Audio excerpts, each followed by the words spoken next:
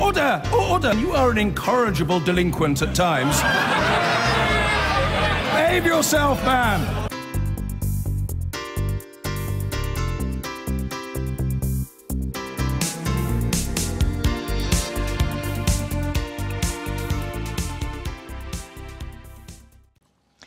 If there's one word which has become nuclear charged in the last decade and has dominated the political discourse, it's the word elite.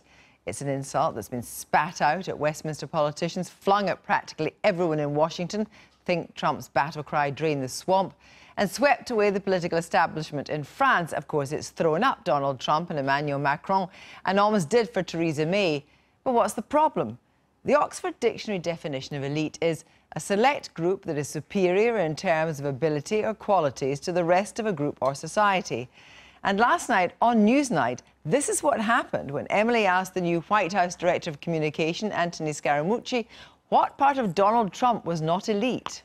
See, what's happening right now, which I love, is that the elites and the media establishment that want to hit the president on Russia every day, they're recognizing there's nothing to the Russian story. So here's what's going to happen. Donald Trump is not elite? We're going to move on. The business side or the politics side or the inheritance side? What part of Donald Trump? Many people in the UK don't understand that. There's so many things about the president. He's a celebrity. How about He's the a billionaire. cheeseburgers? How about the pizza that we're eating? Everyone eats cheeseburgers and pizzas. What are you talking about? See, you're coming across a little bit elitist, so let me just say something to you, okay? I grew up in a middle-class family, okay? We had virtually a tight budget and little to no money.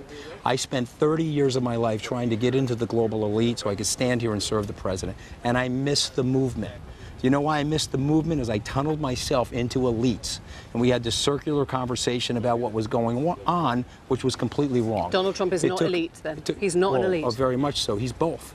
He knows how to operate in an elitist world, and he has unbelievable empathy for the common struggle that's going on with the middle-class people and the lower middle-class people.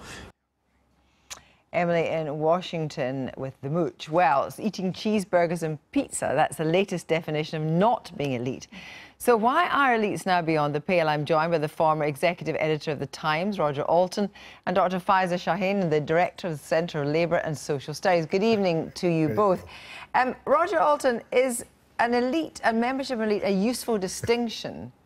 Or simply a kind of insult? I think it's just simply an insult. Trump uses it as a sort of all-purpose swear word about the media because he's got a real problem with the media. And, of course, it's vice versa. I'm quite right. I sort of sympathise with him because the media spends all its time attacking him and they. So he just uses an all-purpose swear word to say you're an elite. But I do think there's a sort of serious issue about a bunch of people who set themselves up, and I think sort of that's what the mooch was referring to, and is what is sometimes referred to over here, people who set themselves up as, if you like, the custodians of the opinions that matter. And if you don't share their views on, you know, I don't know, family, church, religion, possibly Europe, then you are out of order. And that's, I think, if you don't share those opinions, you're not part of the elite, I think.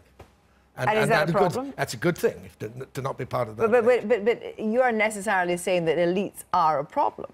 I think this self-appointed elite is a problem. I'm a great fan of excellence, and so a sporting elite, for example, the England cricket team, that's not that excellent at the moment, but that's a sort of simple, easy-to-understand elite. But is there a catch-all that elites actually, be the cultural, political, or in the law or whatever, naturally look after themselves as an attitude of mind? Is it necessarily something that actually is a negative thing? Look, I agree that what we saw there was the use of the term elite to shut down conversation, and that the word is being used to manipulate people. But there is real anger behind that. Why has Trump and others, used the word elite? Because people are quite rightly getting very angry about a small group of people that have huge power and influence in our society, with whether it be our judiciary, our media, whether it be the way in which they are gaming the system to make sure they stay at the top. And so it is a kind of quite a dirty reality, but do you think that's a modern version of it? Because perhaps in the past, elites have actually been incredibly influential and incredibly powerful. I'm thinking particularly, let's say, I don't think without a particular elite, you would have had such a big women's suffrage movement.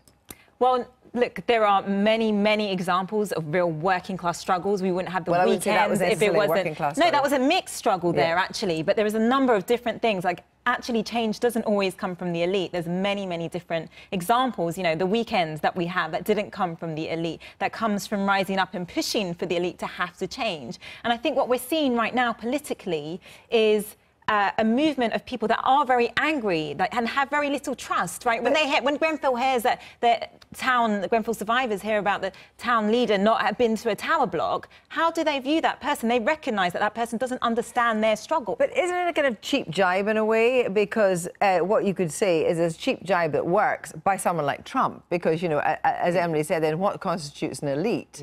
Of course, Donald Trump is an elite, but he has actually managed to, as it were, corral that word to himself. To himself, and he's also got... He does have a connection with people. His support has barely moved, as far as I can see, and a lot of people still like him, and they don't like that kind of liberal American press which thinks it can run everything, and to a certain extent also in this country as well. But I mean, it's a sort of ridiculous way. It's good to have excellence. It's not good to have self-appointed elites. Why is being elite synonymous with being excellent? I don't understand that at all. And then again, we kind of make that confusion. Those at the top are there by lottery of birth. Hang on, but not necessarily by excellence. They're not. Presumably, though, you could have an elite that forces change. I was talking earlier about change in the last century, but forces change through its acumen of knowledge and excellence. So a legal change, for example, could be forced through by a legal elite, which is for the good of the people. Well, that happens sometimes, but the point is that we don't necessarily... The elite aren't necessarily, right? So if we think about what the elite means, they generally come from wealth, they generally went to private school, they generally went to elite institutions, right? So they may have had that, you know, very privileged life. So certain areas, sure, they are well-studied and well-placed to do those things, but real lived experience, when they are writing our policies, our laws, writing our screenplays, they are, you know, really skewing our idea of, you know, across the board. They are really, really skewing our ideas. Well, all kinds of things. That's the thing. We see in so many areas now, they're dominated by certain people from certain backgrounds. Is it necessarily harmful to have elites, Roger Alton? No, it's not. No, it's not. You need elites. You don't want self-appointed elites. You need people who are excellent. You don't want people who say, I run everything. You want people who are very good running things. I think we're defining elites very differently. Thank you both very much indeed.